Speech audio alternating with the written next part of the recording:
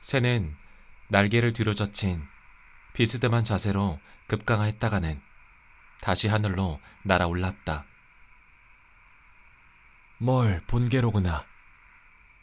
그냥 먹이만 찾고 있는 게 아니야.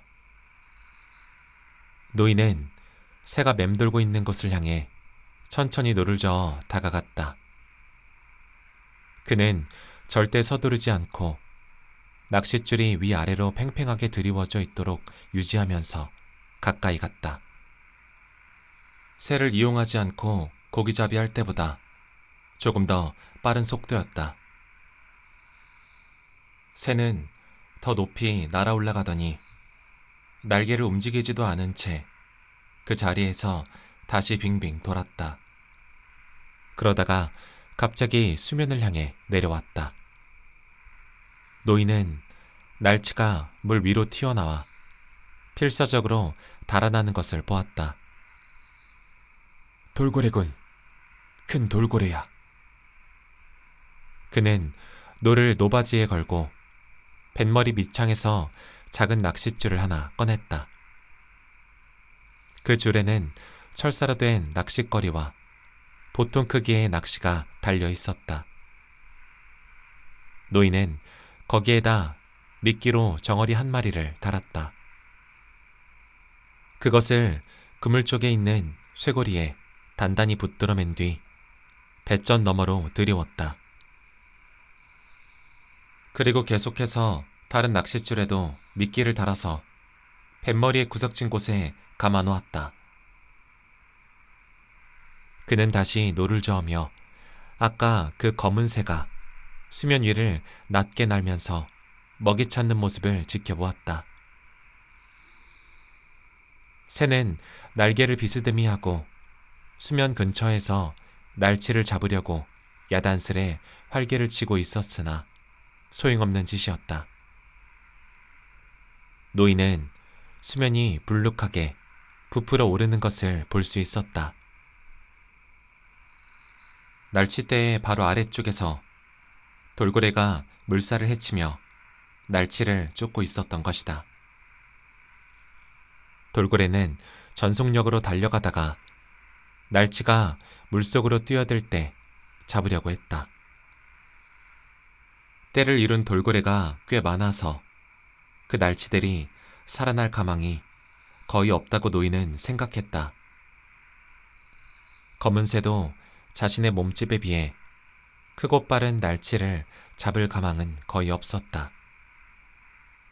노인은 날치들이 자꾸만 튀어오르고 그것을 잡으려는 새의 부질없는 동작을 지켜볼 따름이었다. 고래떼를 놓쳐버렸군. 노인은 생각했다. 놈들은 민첩하게 멀리 달리고 있어 쉽게 따라잡을 수가 없다. 그래도 아마 혼자 뒤떨어진 놈을 잡아 올릴 수 있을지 몰라. 혹 그놈을 놓친다 해도 그 근방에 큰 고기가 있을지도 모르고. 내 큰 고기가 말이야. 그 녀석 어딘가에는 반드시 있을 거야. 저 멀리 육지 위로 구름이 산처럼 피어나고 해안은 검푸른 산들 때문에 긴 초록색 선으로 보였다. 바닷물은 검푸른 색이었는데 너무 짙어서 자줏빛에 가까웠다. 어두운 물속을 들여다보니 붉은 가루를 뿌려놓은 듯한 플랑크톤이 보였고 이따금 햇빛이 물속에서 이상한 색으로 반사되는 것도 눈에 띄었다. 노인은 낚싯줄이 물속 깊은 곳까지 똑바로 드리워져 있는가를 살펴보았다. 플랑크톤이 떠 있다는 것은 바로 가까이에 고기가 있다는 의미였다. 해가 더욱 높이 솟아오른 것이라든지 육지 위 구름의 형태로 보아 오늘 날씨는 틀림없이 좋을 것 같았다. 이제 새는 시야 밖으로 사라져 보이지 않았고 수면 위에는 햇볕에 발한 해초가 배전 가까이에는 자줏빛 고깔 해파리만 보일 뿐이었다. 해파리는 물살에 의해 앞뒤로 뒤집히며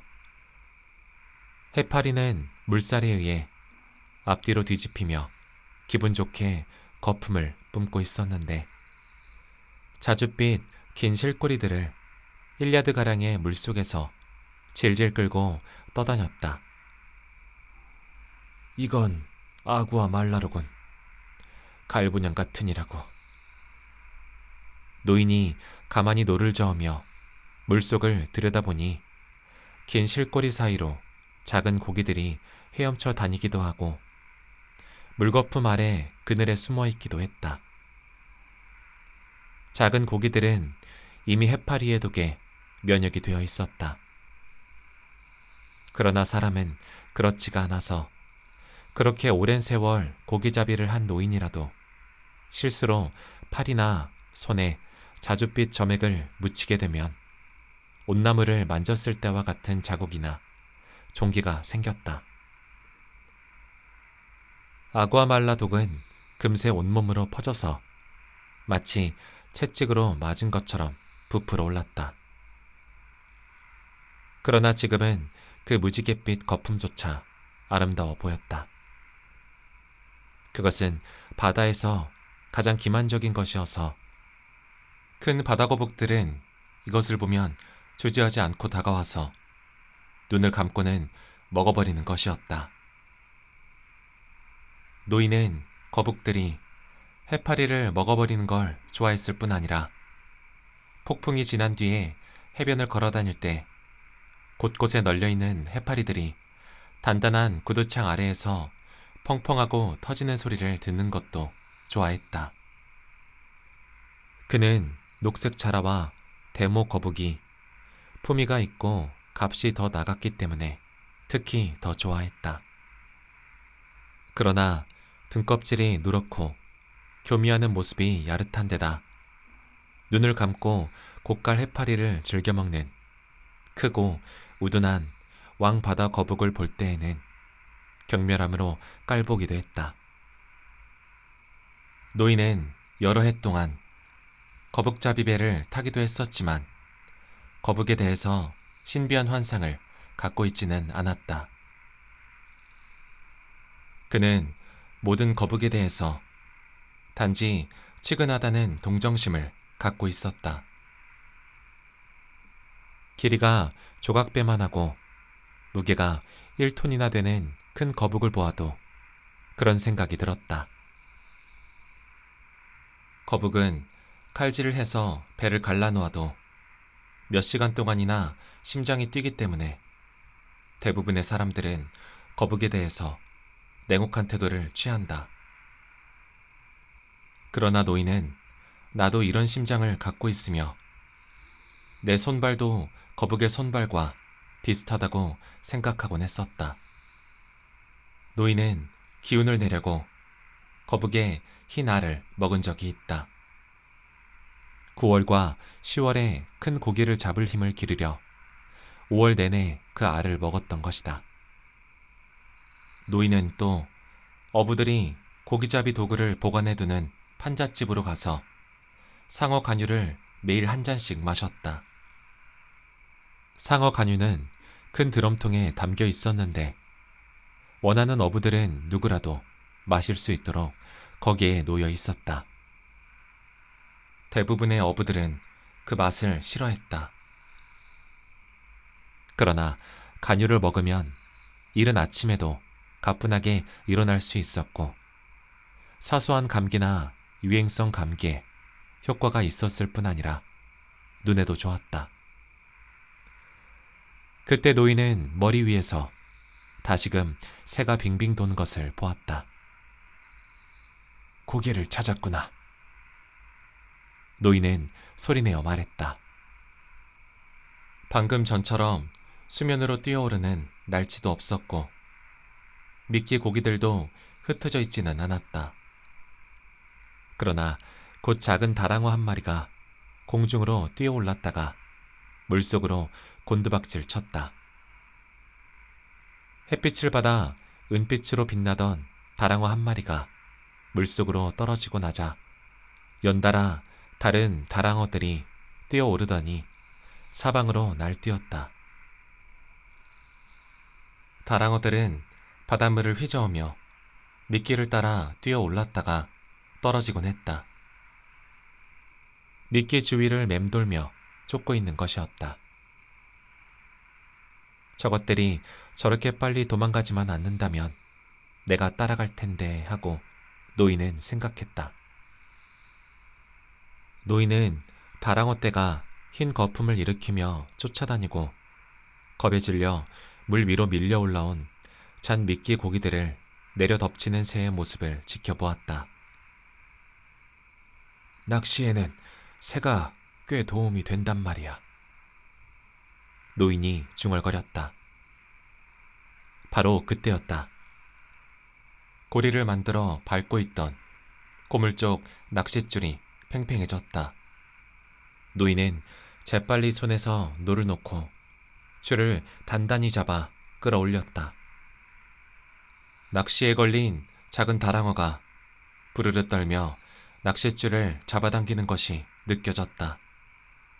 줄을 잡아당길수록 고기는 더 요동쳤다.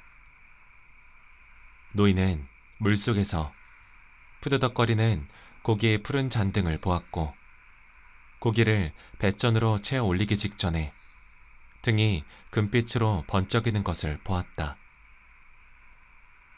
다랑어는 햇빛이 내리쬐는 고물 쪽에 놓여졌다. 단단한 총알처럼 생긴 다랑어는 크고 멍청한 눈으로 허공을 바라보며 말쑥한 꼬리로 배의 널빤지를 두들겨대며 생명을 재촉하고 있었다.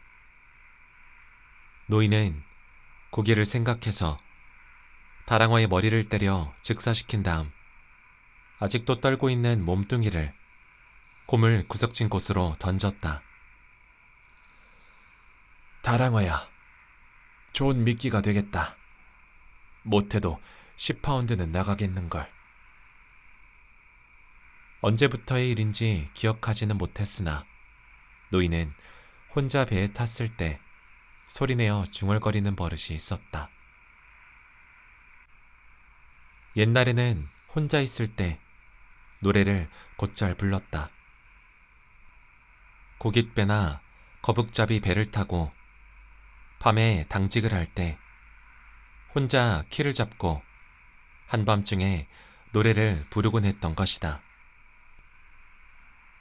그가 이렇게 소리내어 말하기 시작하게 된 건 소년이 떠난 후 혼자 있게 되면서부터였던 것 같았다. 그들은 밤이라든지 악천후 때문에 도리 없이 갇혀 있을 때에만 이야기를 했다. 바다에서는 쓸데없는 이야기를 하지 않는 것이 좋다고들 생각했고 실제로 노인도 그렇게 생각했기 때문이었다. 대부분의 어부들에게는 그런 습관이 있었다.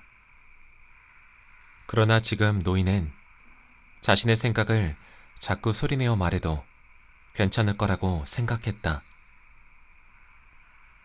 노인의 얘기를 귀찮아할 사람이 아무도 없으니 말이다. 내가 혼자서 이렇게 소리내어 말하는 것을 들으면 아마 미쳤다고 하겠지. 노인은 다시 소리내어 말했다. 하지만 미치지 않았으니까 상관할 것 없어. 돈 많은 사람들은 라디오를 가지고 다니니까 배에서도 원하면 언제든지 말상대가 되어주고 야구 중계도 들려준다지만 지금은 야구 생각을 할 때가 아니지. 하고 노인은 생각했다. 지금은 꼭 한 가지 일만 생각할 때였다. 그것을 위해 내가 태어난 거야. 고깃대 주위에는 반드시 큰 놈이 있을 거야.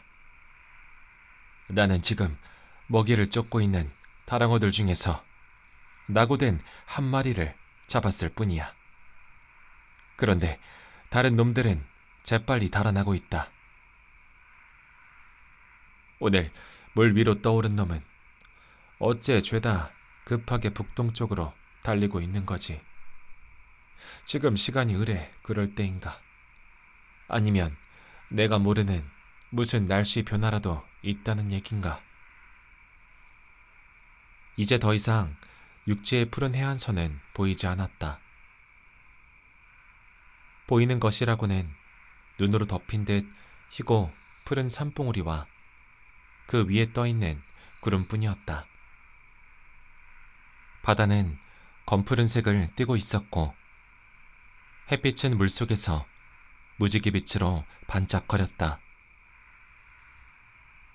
해가 높이 솟은 탓에 숱하게 흩어져 있던 플랑크톤의 조각들도 사라지고 푸른 물속으로 들여다보이는 것이라고는 수직으로 드리워진 낚싯줄과 물속 저 깊은 곳에서 프리즘처럼 반사되는 햇빛뿐이었다.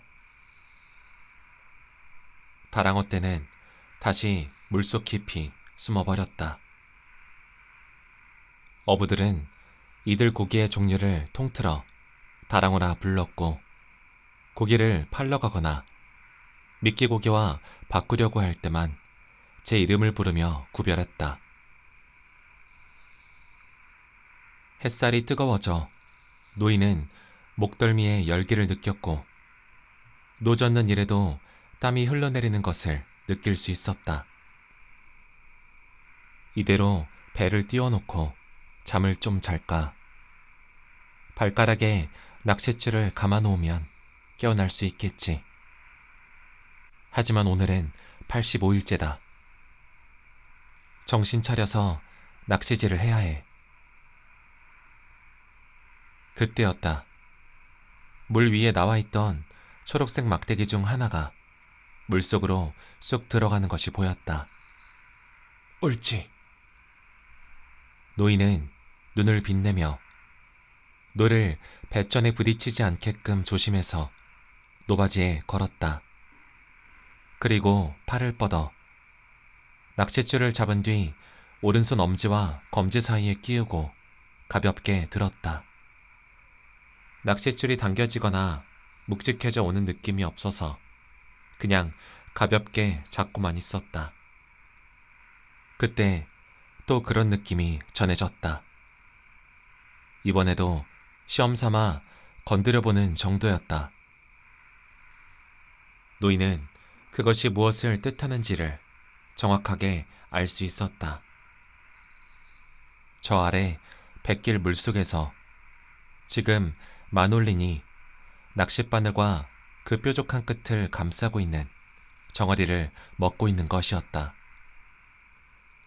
거기에는 또 새끼 다랑어의 머리통이 있었고 손으로 벌려서 만든 낚시가 삐죽 튀어나와 있었다.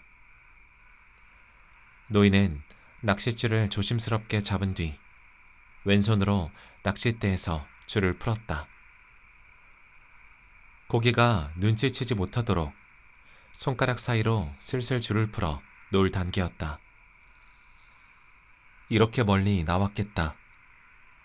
또 계절이 계절인 만큼 틀림없이 큰 놈일 것이다.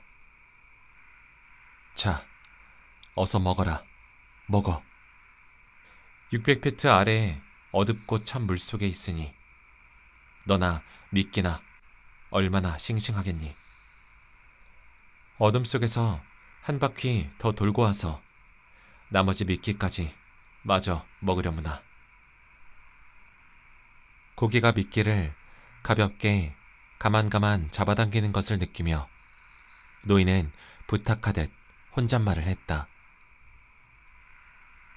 그러나 낚시에 끼워넣은 정어리 머리를 뜯어내는 게 어려웠던지 아까보다 힘차게 잡아당기는 게 느껴졌다. 그러다 잠잠해졌다. 자, 한 바퀴 더 돌아. 그리고 냄새를 좀 더 맡아봐. 구수하잖아. 자, 실컷 먹어. 다랑어도 있지 않니? 단단하고 차가운 것이 맛이 좋단다. 부끄러워하지 말고 어서 먹어. 노인은 엄지와 검지 사이에 낚싯줄을 쥐고 기다리면서 그 줄과 다른 줄을 동시에 지켜보았다. 고기들이 아래 위로 동시에 헤엄쳐 다닐지도 모르는 일이기 때문이었다. 그때 고기가 가볍게 다시 미끼를 건드렸다. 틀림없이 먹을 거야. 오, 제발 좀 물어다오. 그런데도 고기는 더 이상 미끼를 먹지 않았다. 멀리 가버렸는지 아무 반응이 없었다. 그럴 리가 없을 텐데. 절대로 가버릴 리가 없어. 아마 이 주위를 한 바퀴 돌고 있을 거야. 전에 낚시에 한 번 걸린 적이 있어서 의심이 많은 놈인가 보지.